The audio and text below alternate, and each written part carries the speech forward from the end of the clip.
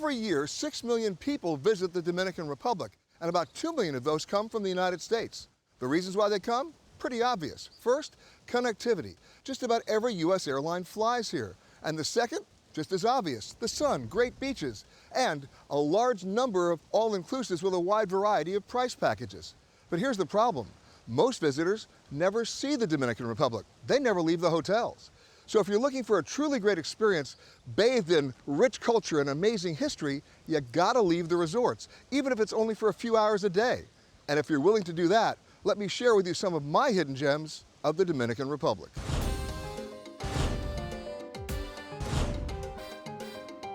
Located in the Greater Antilles on the island of Hispaniola, the Dominican Republic is bordered by the Atlantic Ocean to the north and the Caribbean Sea to the south.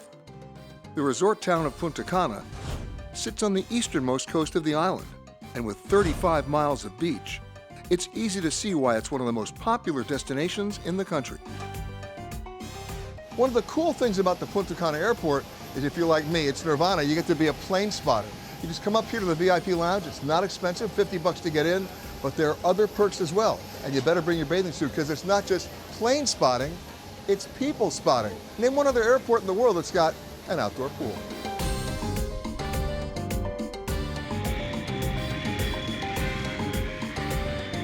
If you've got some time to kill before your flight, why not grab a glass of champagne and hop in the water? Even if you don't want to swim, let's face it, when else are you going to ever have a chance to do this? And the folks here really want you to take advantage of the Dominican weather and hospitality. We provide the towel, we provide the shower, and we provide the drinks and the food. So all you need to remember is pack a swimsuit in your carry-on.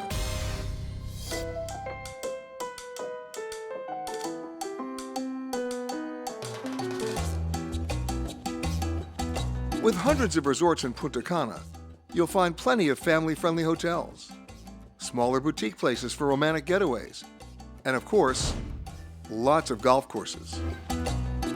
But there's one resort property here that's doing some pretty cool conservation work, and you can come check it out, even if you're staying elsewhere. The Punta Cana Resort and Club is home to the Center for Sustainability, a research and education facility that's the only place of its kind in the Caribbean. It's dedicated to finding solutions to ecological and social challenges related to tourism development. Jake Keel is the director of the center and works for the Grupo Punta Cana Foundation. The key here is to mitigate the damage from past tourism development and, in many cases, prevent it from happening again. So this is really cutting-edge work. This is coral restoration in land-based nurseries. This is a new technique developed in the last 5 years called microfragmentation. So the whole idea is we collect corals that have fallen off the reef, we save them before they die, then we cut them into really tiny pieces. That motivates growth, as opposed to having them dedicate their energy to trying to reproduce sexually. Not only do they grow, but the rate of growth is actually much faster. In the wild, a brain coral might take 50 to 100 years to grow to full mature size. With this technique, we can accelerate that growth by 100 to 200% if we're able to do this well. This technique allows them to grow up to 26 types of coral to help restore the nearby reef. And they're working to educate the locals about the reef restoration as well as the dangers of overfishing. We've actually hired the fishermen. One of the best ways to not have to patrol and police fishermen is to hire them and find new types of jobs for them. So we've turned them into coral restorers, we've turned them into boat captains, we've even had them helping us maintain barriers to protect our beaches from sargassum seaweed. But this is not the only conservation work going on here. There's ornamental fish breeding and turtle conservation. Elsewhere on the property, they've instituted an aquaponics program as part of their sustainable agriculture initiative, growing both tilapia and vegetables. They've even got a beekeeping program. But this is one of the coolest things you'll find on the property. It's a real surprise to have this in the middle of a beach resort.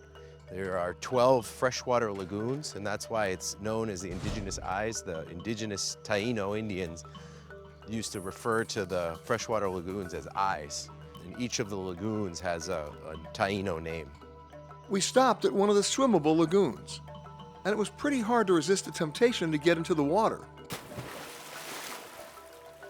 which was remarkably clear. It's actually free to come into the 1,500-acre park if you're staying at the resort. But even if you're not, for a small fee, the reserve is open to the public, and you can spend the day here, hiking in the rainforest and swimming in the lagoons.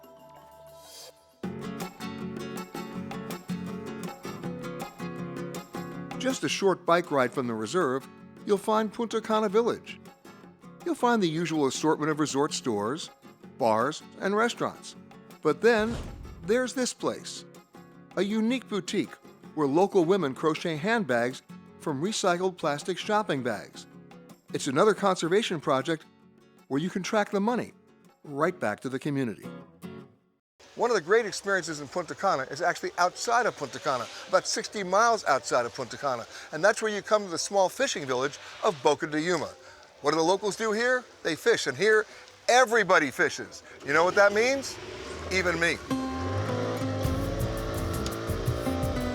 Morning, man. This sleepy little town sits at the mouth of the Yuma River, near the Caribbean Sea, with a blink and you'll miss it Main Street, with a few seafood restaurants and watering holes, and a small community park next to the remains of a small historic lighthouse and a couple of old, rusty cannons. You can always catch some small fish in the river, or even right in the harbor, but I was looking for something a bit bigger, and for that, we needed to head out to sea. My guide, Jose Mauta, grew up in Alaska, but these days, he spends his time out here on the water in the DR. So tell me about the village. The name of the village is Boca de Yuma. The population is about 3,000, 4,000 people. It's pretty small. Everybody know everybody. And everybody fishes? Yes, sir. Everybody fishes. You notice those kids fishing in the river? That's how they learn. That's what the dad told them. They're probably fishing in their dad's boat, and his dad told them, yeah, go in the river. They cannot come out here. To be able to come out here, you gotta be at least 20, 15 years old. You know, you gotta be old enough where you could be able to control your boat because of the current. The current will take you, and who knows where you will end up. Yeah. Oh, right here, we're ready? Oh, yeah, we're gonna throw it down. So we're trolling. Yeah, oh, there we go.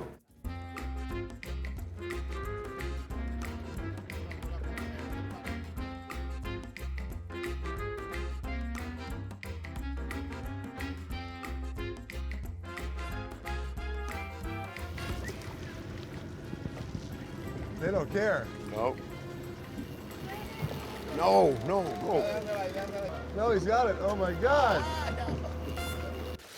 Well, I didn't catch a fish, and I almost caught a bird and kind of messed it up too. But Jose tells me we're going to get a fish, and we're going to get a fish.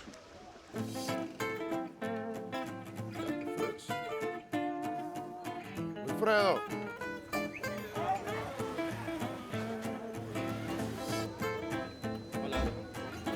Wow. That is one nice looking fish. Yes, it is. Beautiful fish. Thank you. I'll pay you $10 if you tell everybody I caught this. Well, you could pay me 50 to fish my fishing well. You serious? I'm joking. Let's just eat. Okay.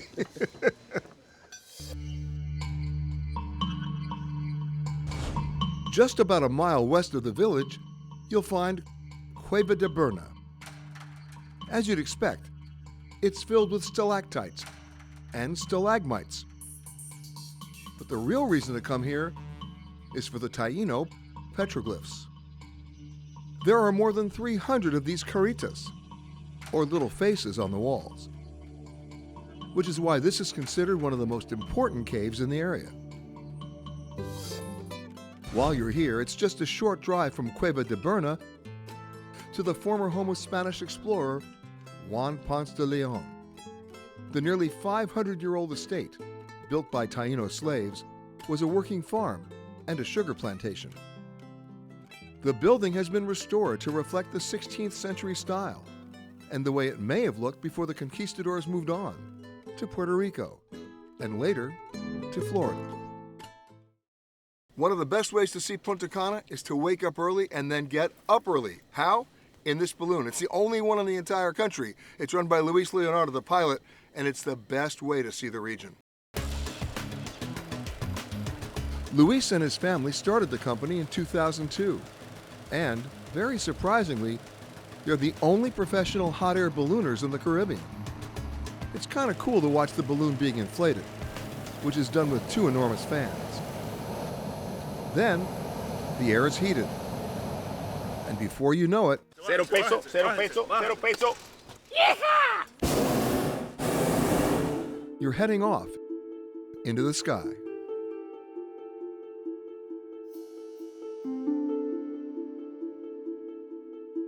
Well, the cool thing about this is how quiet it is. Yes, it is. In my experience with ballooning, the only sounds you hear are the sounds of dogs because they hear us, but they can't figure out where we are. Yeah, that's true. Am that's I right? True. That's true.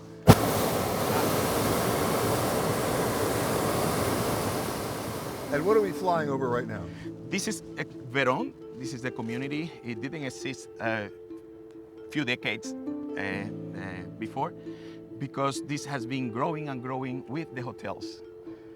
Not surprisingly, tourism is a huge part of the economy here.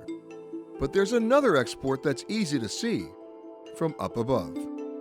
The main important thing here is the sugarcane in this area. And sugarcane was brought by Christopher Columbus, 1492. He came on the first trip. On the second trip, he brought sugarcane. And by 1505, we already had our first industry. By year 1970, it was the main income. But you got a completely different perspective here of the entire country. Yes, it's different. It's beautiful. I love it. I never get tired of it. And the wind is perfect today. So beautiful, this area. And the north is Atlantic Ocean. You can see there. That's Atlantic over there. Mona Canal between Dominican Republic and Puerto Rico. If you look closer, you can see a rock formation there at the end. I see it. That's Puerto Rico. Come on. That's Puerto Rico. And there you can see Caribbean Sea. But what goes up must come down. So we headed towards what else? A sugarcane field. And they don't mind when you land in their field? No, they don't, because I don't damage. Not too much. Not too much. Sometimes few. And when they see the balloons coming to their place, they say, land here, because they see it every day in the air, and it's a privilege for them to see it in their place.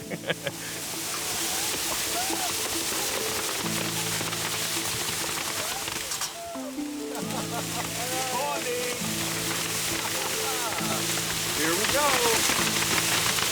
Just a little sugar cane. Wow. Awesome. Wow. Children of the corn. Wow. That was great. And that's how you do it. And that's how you do it. That was cool. And as they say, any landing is a good landing and a pretty good way to start the day.